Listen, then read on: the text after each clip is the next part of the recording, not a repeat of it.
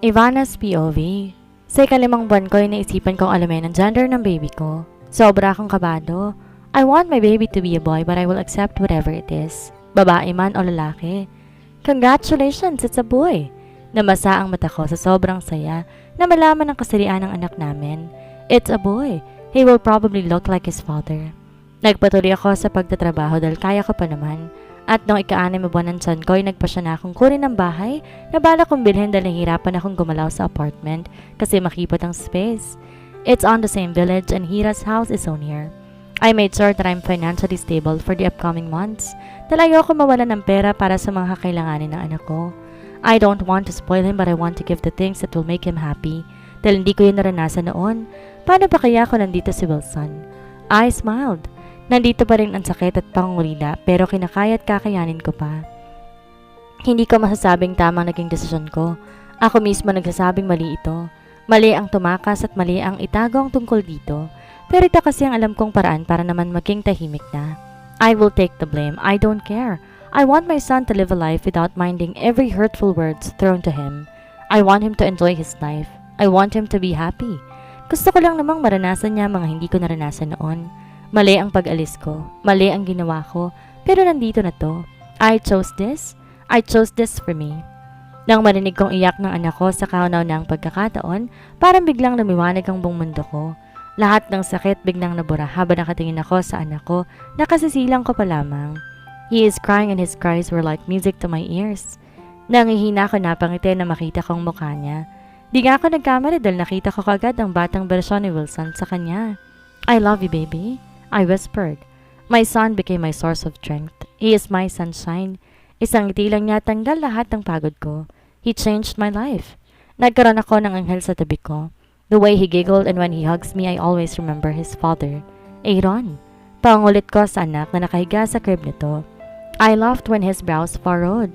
Then I laughed when his brows furrowed. He got everything from his father, even the attitude. Aaron Wilson Alcantara. I called him again but he just looked at me like a cold baby who does not want to cuddle every minute. And by this time I knew that I would be very happy every day. I can't get enough of my son, but he grew up so fast. Hindi ko namalayan 3 buwan na pala siya. He's a very healthy baby who loves to cuddle. As much as I want to be with him, all the time I need to work for us. Kaya nang bumalik ako sa trabaho, pinagkatiwala ko siya kay Hira at sa asawa nito na siyang kinatuwa naman nila dahil matagal na rin nilang gustong magkaroon ng anak. I will do everything for my son. I will face everything for him. He is my treasure. He is my only treasure. Mabilis ang paglipas ng oras, araw, buwan at taon. Unti-unting humilom ang sakit pero ang pagmamahal at ang pananabik nandito pa rin. I never forgot about Wilson. I never tried to forget my feelings for him. Maraming mga lalaki nagtangkang pumasok sa buhay ko sa nakalipas na 5 taon. Kahit pa may anak ako, tanggap nila. Pero nakikita kong sarili kong tinatanggihan sila dahil hindi ko kaya. Hindi ko kayang pumasok sa isang relasyon na hindi pa buo ang sarili ko. Ayokong manakit ng tao. I learned my lessons. Mommy? Aaron, no! I shouted when I saw my 4-year-old son trying to carry his big motorcycle. Agad niya akong tinignan ng masama kaya tinaasan ko siya ng kilay. No! Matigas pang sambit ko. Oras na para matulog siya pero laro pa rin siya ng laro. May trabaho pa ako bukas at di ko gustong mapuyat kaya't kailangan pa niyang matulog na yon. Pero mukhang wala pa siyang plano. I want to play.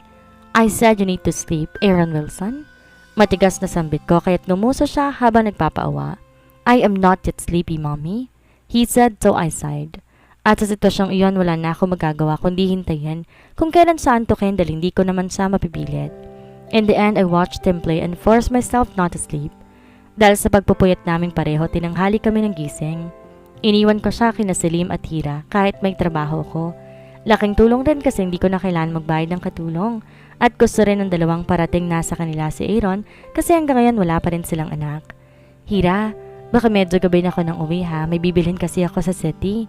Sabi ko kay Hira. Nang makapasok si Aaron sa bahay nila, it's fine, we will take care of your son. She said so I smiled at her and bid my goodbye to my son. Pumasok ako ng trabahong may ngiti sa labi. Gunay din. Bati ko sa mga kasamahan nang makarating ako sa opisina. Gunay din, Ivana. They greeted back with a huge smile. I started to work with a good mood but I quickly finished it. After my working hours, I immediately decided to go to Izmir's center city. I need to buy my son's things because I don't usually see the things he needs in a local store near the village. I need to go to city just to buy his needs. Walang traffic dito kaya't mabilis ako nakarating sa city. I went to a huge grocery store to buy our needs, and after that, I suddenly have this urge to buy myself a new pair of shoes too. I went to the designer store and took for a beautiful pair of shoes. Habang namimili, nakarinig ako ng pagsinghap sa likuran ko, kaya mabilis akong lumingon dito. And my eyes widened when I saw Eliza. Nanlaki ang mga mata ko sa gulat at di ako nakapagsalita at nakagalaw nang yakapin niya ako bigla. Oh my God, Ivana! Nandito ka lang pala? Long time no see, oh my God! She said before looking at my face again like she's making sure that it's really me. Eliza? Mahinang sambit ko. Ito ang kauna-unahang beses na makakita ko ng pamilyar na mukha. I never saw you for 5 years. Umalis ka nang di nagpapaalam? How are you? Oh my God, I'm getting married next week. You need to attend. You will be one of my bridesmaids, she exclaimed. Di ako nagkaroon ng pagkakataon para makapagsalita kasi sunod-sunod ang pagsasalita niya. Eliza, I can't. No, you will attend. Ilang taon tayong di nagkita tapos tatanggihan mo ko? I will send you the plane ticket. Ako ang bahala sa lahat. Please, Ivana. She begged, so I sighed. I have no plans to go back to the Philippines. I did not expect this. Wala akong alam noon sa mga nangyari. Nagulat na lang akong hindi kita matawagan. I thought you and Wilson Thompson were a thing back then. You were serious with him, right? Agad ako nag-iwas ng tingin sa ibinato niyang mga tanong. Di siya nakontento at pinilit akong pumunta sa restaurant para makapag-usap kami ng maayos. Di naman ako makatanggi kaya sumama na lamang ako. I came here for a new job. Sabi ko na lamang kaya tumango siya. Ilang taon kitang hinanap, nandito ka lang pala. Bar? Natatawang sabi niya kaya umiling ako habang natatawa na rin. I've changed. Sabi ko na totoo naman talaga. Simula nang pumunta ako dito sa Izmir, di na ulit ako nakatapak sa ganoong lugar. Hindi nga ako nakatikim ng matapang na inumin. I am so busy to take care of my son and I have no time to enjoy like a teenager. Babalik ako bukas sa Pilipinas. I will email you the ticket so please do attend my wedding. Pupunta ulit kita dito kapag hindi ka sumipot. Banta niya kaya tumango akong wala sa sarili. I will try, Eliza. I said while thinking about my son. I cannot bring him in the Philippines. Pero hindi ko siya po pwedeng iwan dito. Things are so complicated now. Don't try it. Do it, Ivana. I miss you. She said so I nodded again. Hindi ko alam. Kung uuwi ako ng Pilipinas, makikita kaya ni Wilson si Aaron? Maybe not. Di naman ako pupunta sa mga lugar na pangmayaman. After Eliza's wedding, we will immediately go back here. Matapos namin mag-usap ni Eliza, umuwi ako nang di nawawala sa isip ko ang posibleng pag-uwi sa Pilipinas. To be honest, hindi pa pumapasok sa isipan ko ang pag-uwi ng Pilipinas. Am I hiding my son? Yes, I am hiding him.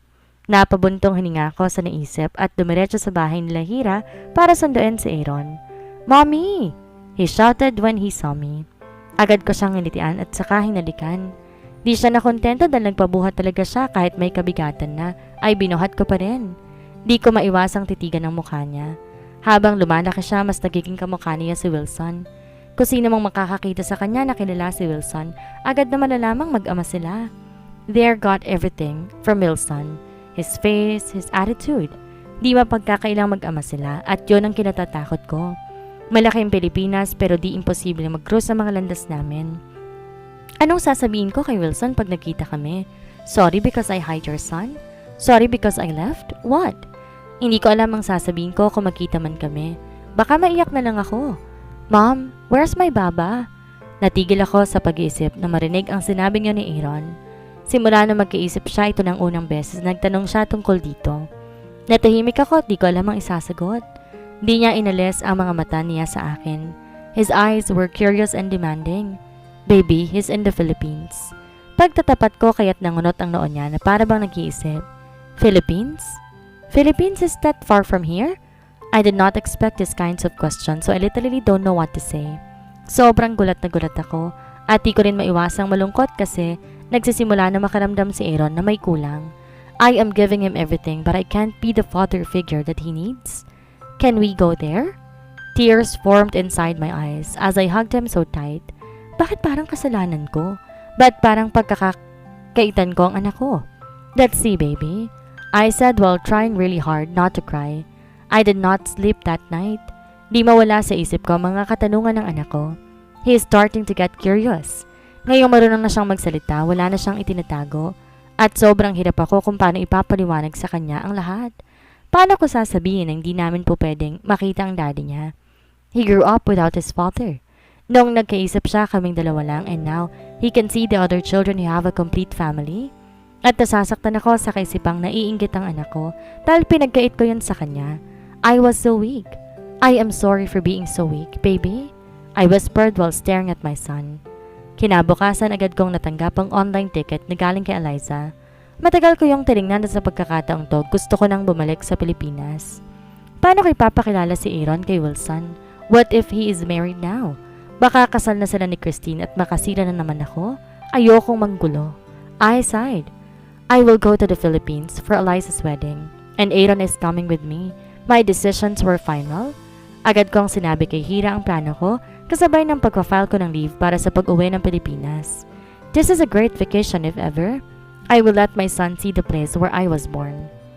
Gusto ko na makita niyang lugar na naging saksi ng lungkot at saya ko. I want him to see his father's country. Kinakabahan ako pero hindi ako po pwedeng umatras. We will stay there for a week. We need to go back as soon as possible. Bahala na anumang mangyari. I packed my things and my son's things. Aaron became so excited when he knew about coming in the Philippines. He is a smart boy despite of his young age, so I knew that he is expecting to see his father now that we're going to that country. Lalo na dahil sinabi ko sa kanyang nasa Pilipinas ang daddy niya. He is so thrilled. At akong nasasaktan sa nakikita. Baba! Baba! Dumating ang araw ng alis namin. Mahigpit kong hawak si Aaron habang papasok kami sa airport ng Izmir. Ang bilis ng tibok ng puso ko at parang gusto ko nang di tumuloy. Pero bago ko makapagdesisyon na wag tumuloy, tinawag na ang flight namin. Nanigas ako pero na makita ni Aaron tumatayo ng mga naghihintay na kasama.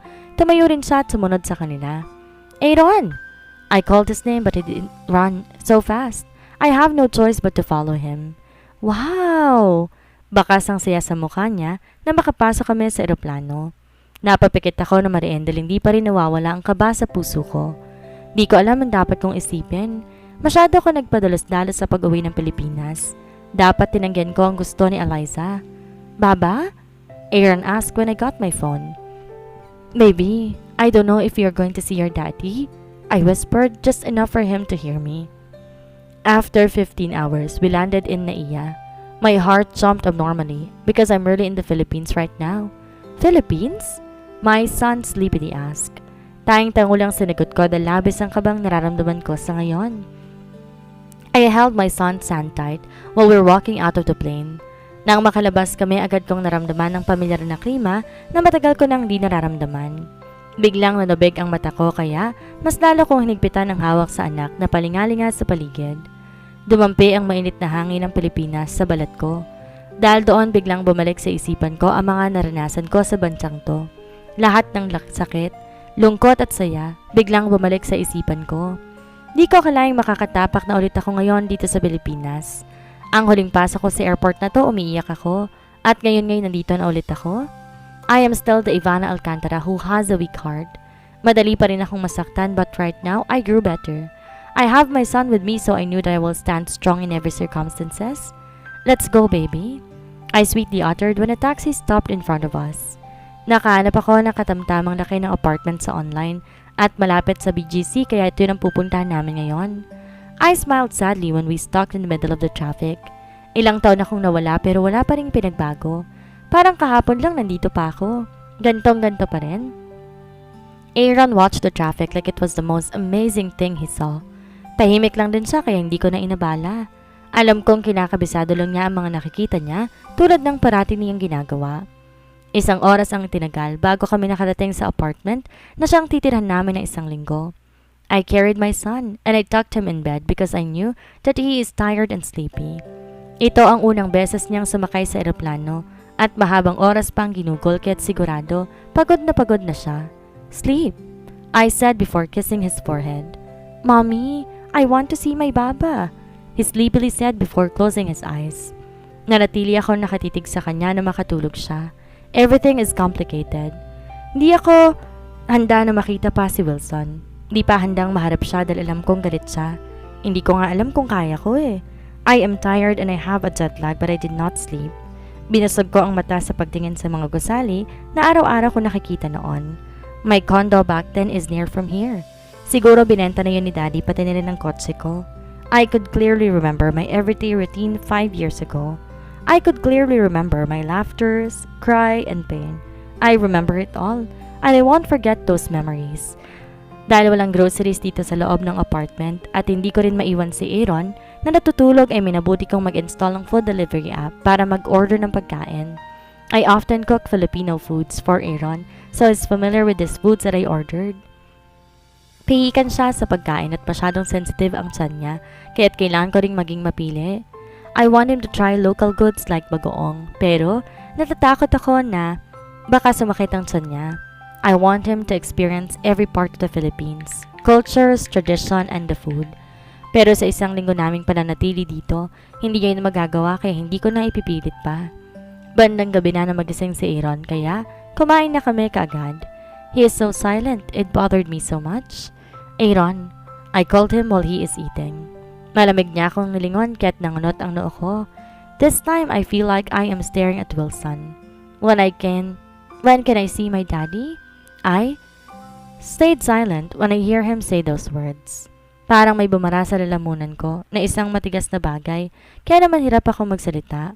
Let us talk about this some other time. Nangunot ang noon niya na para bang hindi niya nagustuhan ang sinabi ko, kaya naman mabilis akong tumayo para iwasan ang mga mata niya.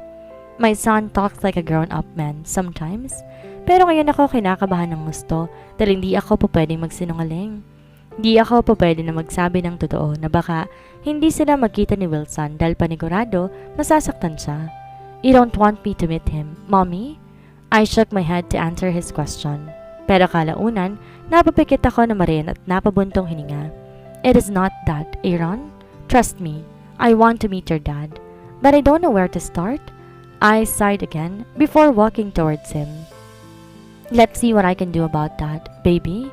I said and that somehow made him calm.